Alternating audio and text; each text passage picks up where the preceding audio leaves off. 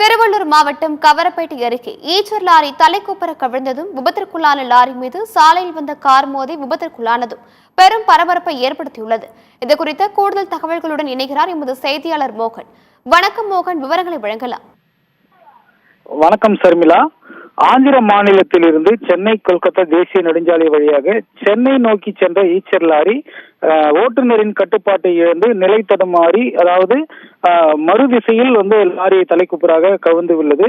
அப்போது பார்த்தோம்னால் ஆந்திர மாநிலம் நெல்லூரில் நடைபெற்று வரும் மருத்துவ முகாமிற்காக தமிழகத்திலிருந்து அதாவது ஆந்திரம் நோக்கி செல்லும் மார்க்கமாக சென்ற சொகுசு கார் பார்த்தோம்னால் அந்த கீழே கவிழ்ந்த ஈச்சர் லாரி மீது மோதி அந்த விபத்தானது ஏற்பட்டுள்ளது.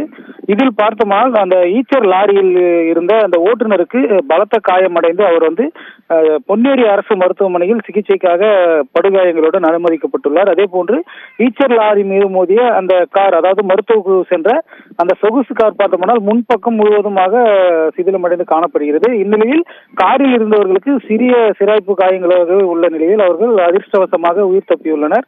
குறிப்பாக ஒரு திசையில் சென்று கொண்டிருந்த லாரி நிலை தடுமாறி கட்டுப்பாட்டை இழந்து சென்ட்ரல் மீடியனில் மோதி அடுத்த திசையில் சென்ற அந்த பகுதியில் விழுந்து அதன் மீது கார் மோதி விபத்தானது தற்போது ஏற்பட்டுள்ளது. இதனிடையே இந்த பகுதியில் பார்த்தோம்னா இந்த விபத்து ஏற்பட்ட காரணத்தால் அந்த சாலை முழுவதும், அதாவது சென்னை கொல்கத்தா தேசிய நெடுஞ்சாலையில் ஆந்திரா மார்க்கமாக செல்லக்கூடிய சாலை முழுவதும் சுமார் 2 கிலோமீட்டர் தூரத்திற்கு போக்குவரத்து நெரிசலானது தற்போது ஏற்பட்டுள்ளது.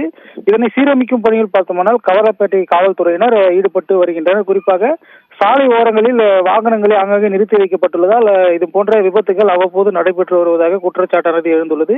இதை காவல்துறையினர் உரிய முறையில் கண்காணித்து சாலை அதாவது தேசிய நெடுஞ்சாலை ஓரங்களில் நிறுத்தி வைக்கப்படும் வாகனங்களை அப்புறப்படுத்தினால் மட்டுமே இது போன்ற விபத்துகள் ஏற்படாது என வாகன ஓட்டிகளும் கோரிக்கை வைத்துள்ளது குறிப்பிடத்தக்கது. சர்மிளா, தற்போது விபத்து ஏற்படுத்திய அந்த வாகன ஓட்டியை பொன்னேரி மருத்துவமனையில் சிகிச்சை பெற்று வருகிறது. ஆபத்தான முறையில் சிகிச்சை பெற்று வருவது குறிப்பிடத்தக்கது.